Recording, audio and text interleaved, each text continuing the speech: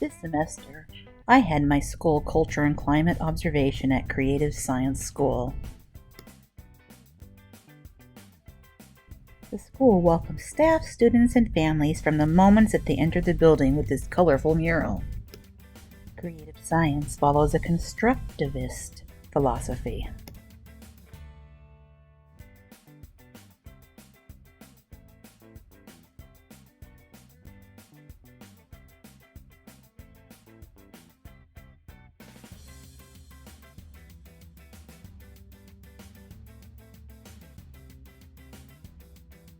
This school prides itself on students feeling free to be their genuine selves and equitable practices for all.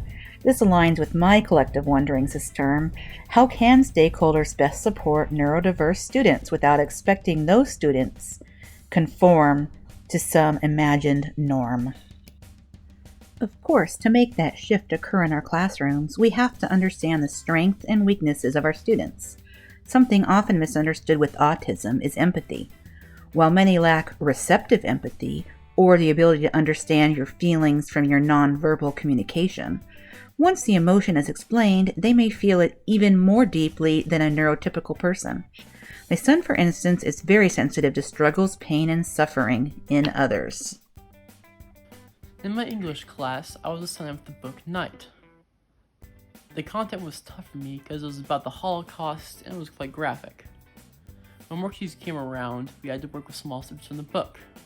Instead, I got to do some short stories, and that made a huge difference. He is a bit hard to understand, but reading the novel and its graphic, emotional depictions of the horrors of the Holocaust was overwhelming to him when they started the deep dive into the text.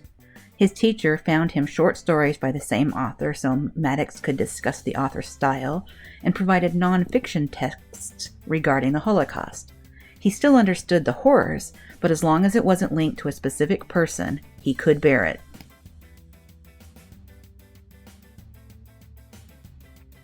Even more visible signs of acceptance are found throughout creative science.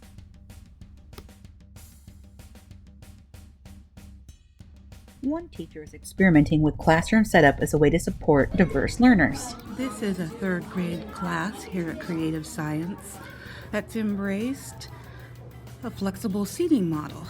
She does have tables, but a lot of the work is done on the floor, on bean bags, or other seating as the kids find it more comfortable for them. The best interview that I had this term regarding my collective wonderings were with retired teacher Paula Fahey. She wrote the IEP and 504 for my children and worked with them between 2009 and 2017 when she retired. She was before her time in recognizing neurodiverse students as part of a normal spectrum of thought.